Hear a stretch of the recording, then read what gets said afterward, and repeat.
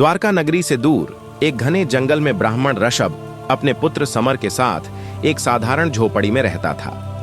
ऋषभ धर्म, वेद और संयम की शिक्षा देता था, पर समर को इनमें कोई रुचि नहीं थी। उसे शक्ति, वैभव और यश चाहिए था।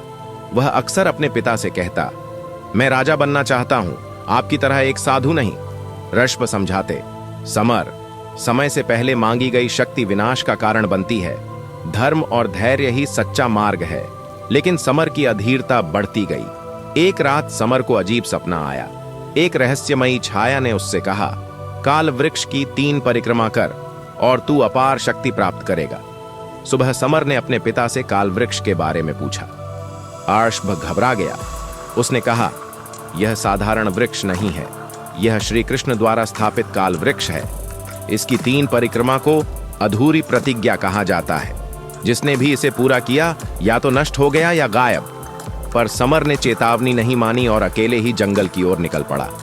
पहली परिक्रमा के साथ ही तेज हवाएं चलने लगीं। दूसरी परिक्रमा पर अंधेरा छा गया और पक्षी डरावनी आवाजें करने लगे।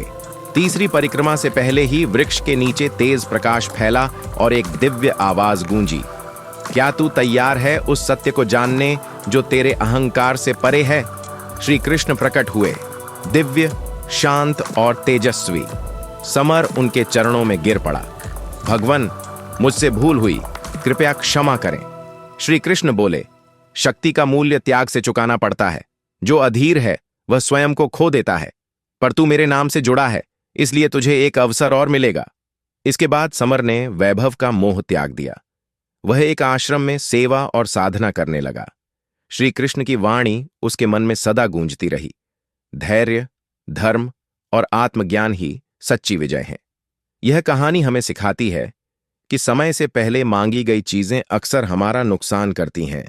श्री कृष्ण का मार्ग कठिन जरूर होता है, पर वही शाश्वत और सही होता है।